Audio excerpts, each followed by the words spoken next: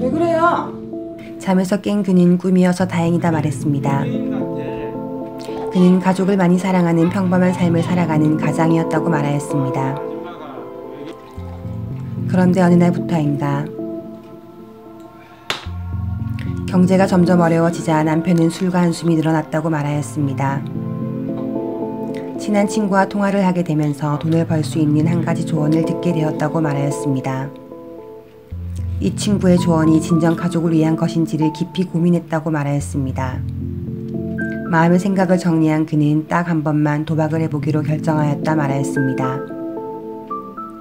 남편은 도박을 처음 하는 그 순간 두려운 마음이 들었다고 말하였습니다. 처음에는 도박으로 돈을 따는 듯하였지만 시간이 지나갈수록 결국엔 통장의 잔고는 0이라는 숫자만 남게 되었다고 말하였습니다. 통장의 돈을 도박으로 다 잃은 그는 여기서 멈출 건지 담보로 잡혀서라도 한 번 더 도전할 건지 고민하였다 말하였습니다.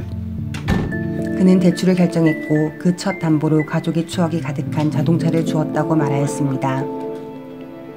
그는 돈을 다 잃자 신혼의 꿈과 희망이 가득했던 집을 담보로 두 번째 대출을 받기로 결심하였다고 말하였습니다.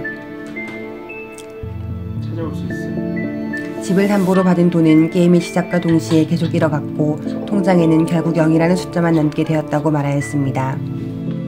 차도 집도 도박으로 잃은 그는 브레이크가 고장난 자동차와 같다고 말하였습니다.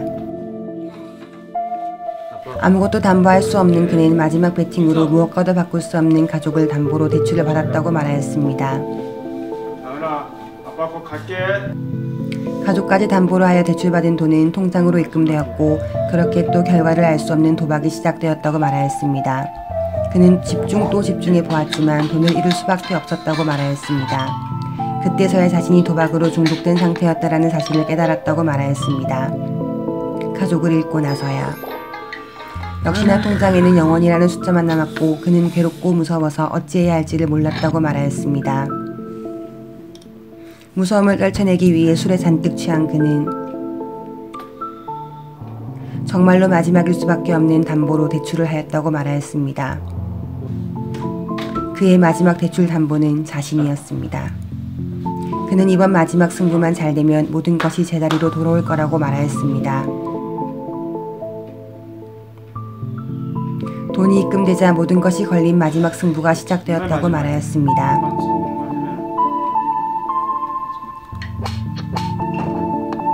그는 돈을 따고 읽기를 반복하다 결국 자신까지 담보로 하여 받은 돈을 다 잃고 말았다고 하였습니다. 아무것도 남기지 못한 채 에이씨, 또 안 되네.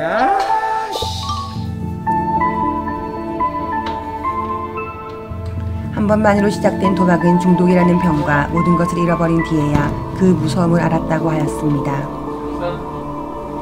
잠시만요. 그리고 그는 지금까지 이 모든 이야기가 꿈이어서 다행이었다고 말하였습니다. 도박, 모든 것을 상실하게 만드는 무서운 중독입니다. 나는 부자는 아니었지만 행복한 가정을 가진 평범한 가장이었지.